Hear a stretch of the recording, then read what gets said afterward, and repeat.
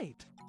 Welcome to Edutainment Month, celebrating educational games that try to teach while also being entertaining. This time I continue the Super Solvers Seekers series of games and look at the Learning Company's 1997 re-release of Treasure Cove for the Mac and PC. This is like the 1997 version of Treasure Mountain, with updated visuals and audio from its original 1992 release. This game is the 9th in the Super Solvers series and the 3rd in the Super Seekers series.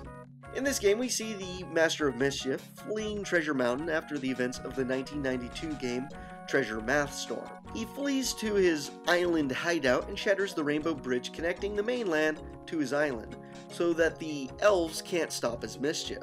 The rainbow gems sprinkle about the bay, and the starfish that notice their whereabouts get cursed by the Master. The curse is to only speak in riddles and award correct answers with clues. Not only that, but the Master released sharks and nasty creatures called goobies to steal adventurers' light.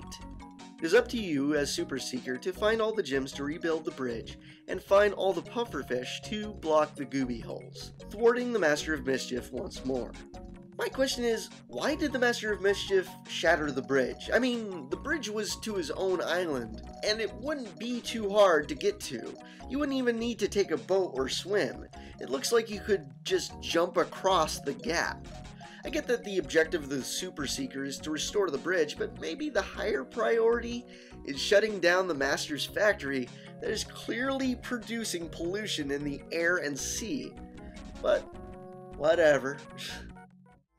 As the Super Seeker, you explore the same 3 underwater locations using the arrow keys to move up, down, left, and right. Your goal is to shoot bubbles at orange starfish to get clues to where gems and pufferfish are hidden. The riddles the starfish give cover nature, math, logic, reading, and writing skills, and will show their disappointment if you fail to answer their questions correctly. But if you capture them again, the incorrect answer will be grayed out. If you answer their riddles correctly, they will give you one of 3 possible clues for the level you are on. If you use your light on a thing that matches 2 of your clues, you get a gem. But if you use it on something that matches all 3 clues, you'll get a pufferfish to use on the gooby hole, allowing you to move to the next area. You get light from shooting bubbles at starfish, no matter their color, but you get even more if you answer questions correctly. And you get bubbles from fill-up stations after paying the employees in light beams? Besides the general use of bubbles and light, you can lose light from getting hit by goobies, and also the sharks in the last area under the docks. But you are in no way defenseless. You can use your bubbles to trap goobies and make sharks float to the surface. If you lose all your bubbles and light, a school of 3 multicolored fish will appear on the next screen.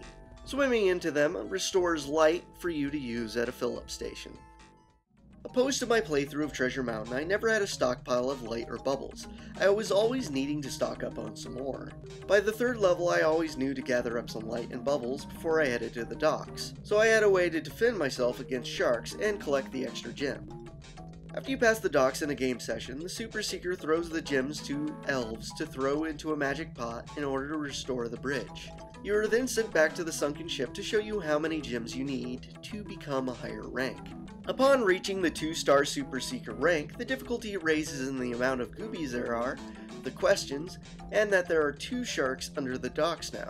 You do get a chance to get more gems by increasing your bag to carry 3 gems per level, and by entering this fish's mouth you have a chance to collect more gem points by shining a light at the gem, just like the gem under the docks. A lot of things seem a little bit slower than Treasure Mountain.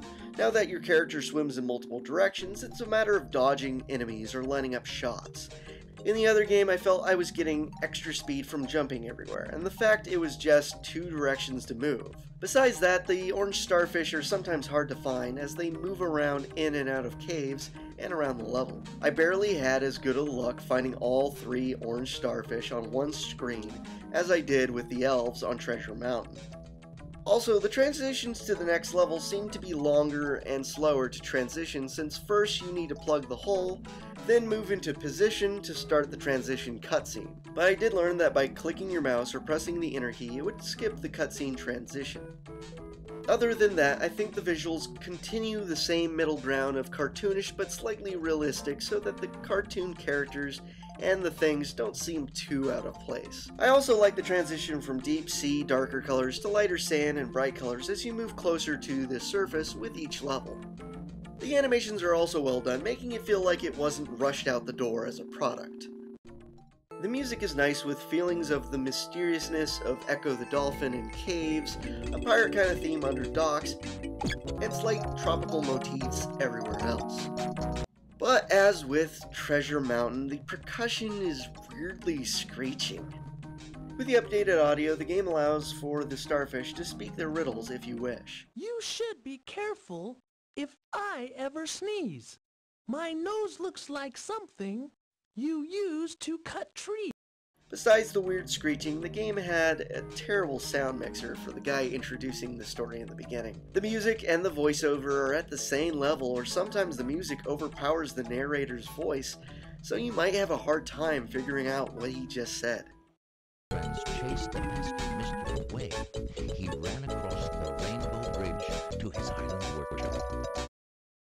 Overall, I think this game offers about the same kind of experience that I got when playing Treasure Mountain, just with different questions and a different theme. The added enemies and the fact I couldn't stockpile bubbles and light mean that on the gameplay side, it's a little more challenging.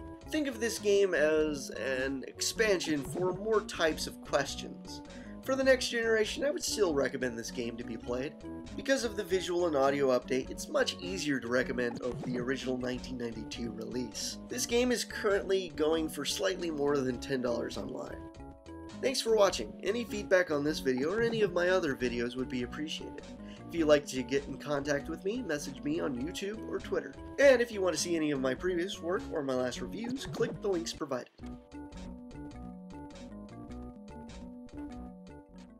Find the gooby hole.